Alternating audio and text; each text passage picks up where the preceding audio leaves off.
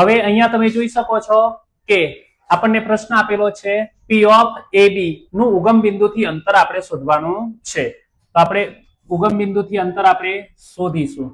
ઉગમ બિંદુના યામ તમને ના ખબર હોય તો જાણી લેજો. ધારો કે ઉગમ બિંદુના યામ છે 0 0. હવે ઉગમ બિંદુ માટે આપણે અહીંયા ધારો કે Q નામ આપીએ તો સૂત્ર આપણું થશે PQ બરાબર વર્ગમૂળમાં x1 માઇનસ x2 નો whole square plus y1 minus y2 નો હોલ સ્ક્વેર. હવે x1 x2 y1 y2 એની કિંમતો કઈ છે તો આને x1 કહેવાય, આને y1 કહેવાય, આને x2 કહેવાય, તો આને y2 કહેવાય. હવે a ઓછા 0 એનો વર્ગ, b ઓછા 0 એનો વર્ગ. હવે a માંથી 0 જાય તો a જ વધે એટલે વધ્યા શું a સ્ક્વેર. b માંથી 0 જાય તો b વધે એનો વર્ગ. આ તમારો જવાબ. હવે દાખલા નંબર 2 તમે જોઈ શકો છો કે બિંદુઓ એક આપેલા છે -2 -3 નું y અક્ષથી લંબ અંતર આપણને શોધવાનું કીધું છે. તો હવે અહીંયા શું થશે તો યાદ રાખજો,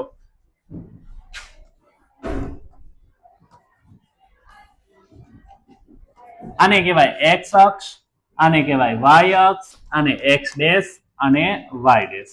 હવે તમે અહીંયા જોઈ શકો છો -2 -3 કયા ચરણમાં આવે તો ત્રીજા ચરણની અંદર આવે. હવે અહીંયા તમે લખી શકો -1 -2 -3 આ રીતે. નીચે પણ તમે અહીંયા જોઈ શકો છો કે -1 -2 -3 એ રીતે આગળ. આ બાજુ બધી ધન સંખ્યાઓ આવે 1 2 3 એ રીતે. આ બાજુ પણ ધન આવે 1 2 3 આ રીતે. હવે આ ક્યાં બિંદુ છે -2 -3? આ x ના યામ છે, આ y ના યામ છે. x અક્ષ પર 2 એટલે આવી રહ્યું, -3 y પર આવી રહ્યું. હવે આ બંનેને આ રીતે મળે, આ જગ્યાએ છે એ બિંદુ -2 -3.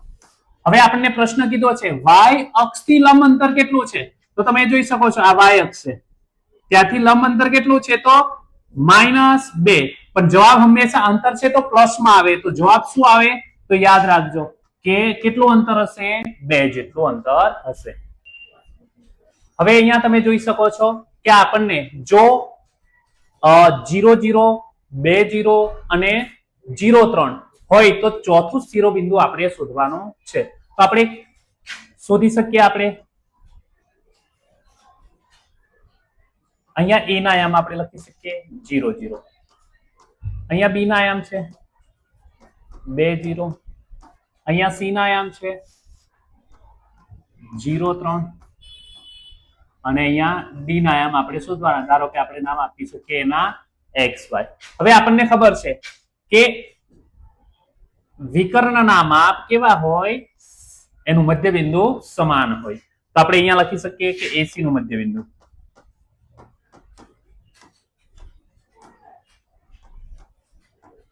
બરાબર BD નું મધ્યબિંદુ.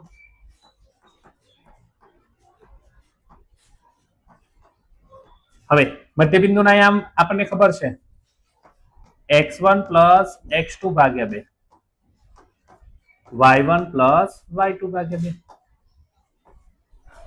બરાબર x1 પ્લસ x2 ભાગ્યા 2, y1 પ્લસ y2 ભાગ્યા 2. હવે x1 x2 y1 y2 x1 x2 y2 y1 y2 આ બધી કિંમતો શું તો યાદ રાખજો AC નું મધ્યબિંદુ એટલે AC ને ધ્યાનમાં રાખવાનું.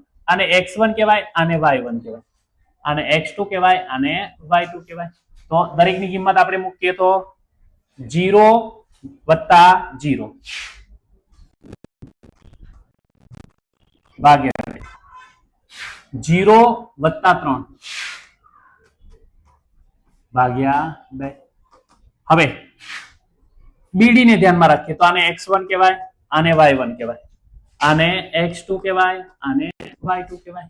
તો શું બનશે 2 + x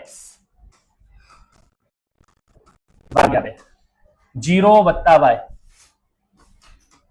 ભાગ્યા 2.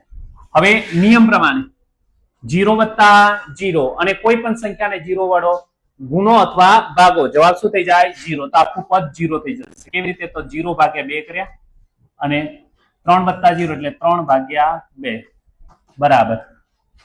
આ બાજુ તો એમના એમ જ 0 વત્તા y ભાગ્યા 2. હવે કોઈ પણ સંખ્યાને 0 વડે ભાગો અથવા ગુણો, જવાબ શું થઈ જશે? 0. આ તો એમના એમ જ રહેશે. આ બાજુ 2 વત્તા x ભાગ્યા 2 અને y ભાગ્યા 2 જ રહેશે. હવે નિયમ પ્રમાણે શું યાદ રાખવાનું કે આ x ના એમ છે તો આ y ના એમ છે, આ બાજુ x ના એમ છે, આ બાજુ y ના. વચ્ચે બરાબરની નિશાની હોય ને તો x ના એમ ને x ના એમ સાથે સરખાવાના. એટલે આપણે શું થશે? તો કઈક આ રીતનું થશે.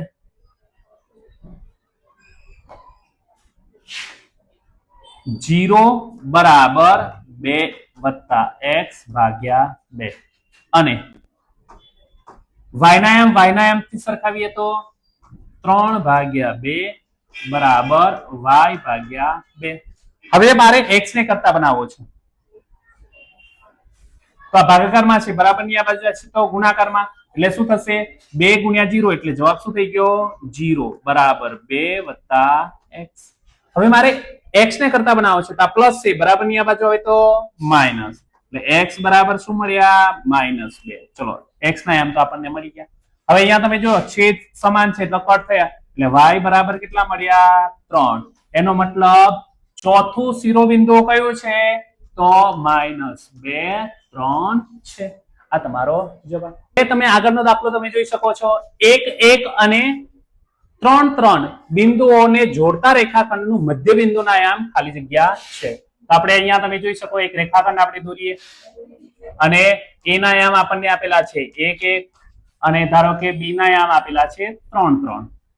હવે મધ્ય બિંદુના આયામથી શોધવાનું છે એટલે યાદ રાખવાનું છે સૂત્ર મધ્ય બિંદુ ના આયામ બરાબર સૂત્ર થશે x1 x2 ભાગ્યા 2 અને y1 y2 ભાગ્યા 2.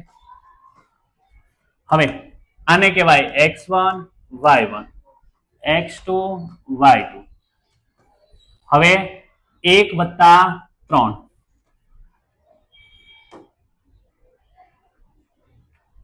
1 વત્તા 3 ભાગ્યા 2 1 વત્તા 3 ભાગ્યા 2. હવે 3 ને 4 ભાગ્યા 2 4 ભાગ્યા 2 2 દુ 4 2 દુ 4 એટલે આપણો જવાબ શું મળ્યો? 2 2.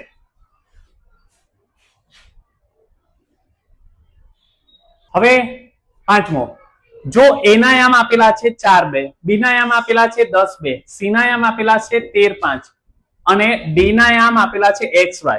એ સમાંતર બાજુ ચતુષ્કોણ ABCD ના શિરોબિંદુઓ હોય તો આપણે x અને y જે મળે એનો સરવાળો કેટલો થાય એ આપણો જવાબ શોધવાનો છે. તો અહીંયા સમાંતર બાજુ ચતુષ્કોણ આપણે દોરી દઈએ. હવે નિયમ પ્રમાણે આપણને ખબર છે કે સમાંતર બાજુ ચતુષ્કોણના વિકર્ણોના શિરોબિંદુઓના આયામ છે એ કેવા હોય? તો સમાન હોય છે. તો કેવી રીતે? તો તમને સમજાવી દઉં કે આ AC અને BD સોરી AC અને BD ના મધ્ય બિંદુના આયામ કેવા હોય છે? તો સમાન હોય છે. એટલે A ના આયામ આપણને આપેલા છે 4 2, B ના આયામ આપેલા છે 10 2, C ના આયામ આપેલા છે 13 5 અને D ના આયામ આપેલા છે xy. હવે નિયમ પ્રમાણે AC નું મધ્ય બિંદુ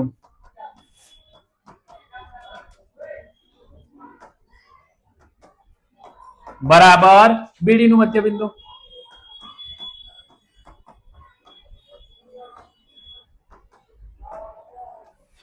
હવે AC નું મધ્ય બિંદુ કયું? તો x1 x2 ભાગ્યા 2 y1 y2 ભાગ્યા 2 બરાબર સેમ x1 x2 ભાગ્યા 2 y1 y2 ભાગ્યા 2. હવે આને x1 y1 x2 y2 એટલે 4 વત્તા 13 ભાગ્યા 2 2 વત્તા 5 ભાગ્યા 2. હવે બીડી ને ધ્યાનમાં લઈએ તો આને x1 y1 x2 y2. હવે 10 વત્તા x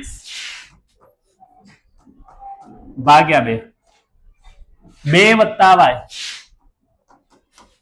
ભાગ્યા 2. હવે નિયમ પ્રમાણે આ બંનેનો સરવાળો તો 13 ને 4 17 ભાગ્યા 2 અને 7 ભાગ્યા 2 બરાબર 10 વત્તા x ભાગ્યા 2 અને 2 વત્તા y ભાગ્યા 2.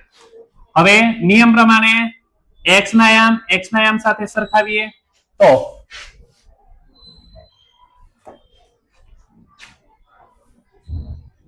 17 ભાગ્યા 2 બરાબર 10 વત્તા x ભાગ્યા 2. આપણે x ના યામ સાથે સરખાવ્યા અને y ના યામ થી સરખાવીએ તો 7 ભાગ્યા 2 બરાબર 2 વત્તા y ભાગ્યા 2. 2 સમાન છે તો કેન્સલ. હવે ઉપર અહીંયા પણ 2 કેન્સલ. ઉપર વધ્યા 17 બરાબર 10 વત્તા x. હવે મારે x ને કરતા બનાવશું તો પ્લસ છે, બરાબર ની આ બાજુ હોય તો માઇનસ, એટલે 17 ઓછા 10 બરાબર x. બાદ બાકી થશે તો 7, એટલે x બરાબર કેટલા મળ્યા 7. હવે એવી રીતે y ને મારે સમાન કરવા છે તો 7 બરાબર 2 વત્તા y પ્લસ છે, બરાબર ની આ બાજુ હોય તો માઇનસ, એટલે 7 ઓછા 2 બરાબર y. એટલે y બરાબર કેટલા મળ્યા તો y બરાબર મળ્યા આપણને 5. હવે નિયમ પ્રમાણે આપણે શોધવાનું શું છે x વત્તા y, એટલે x વત્તા y બરાબર 7 વત્તા 5, એટલે આપણો જવાબ શું મળ્યો 12. એટલે આનો જવાબ આપણને મળશે 12.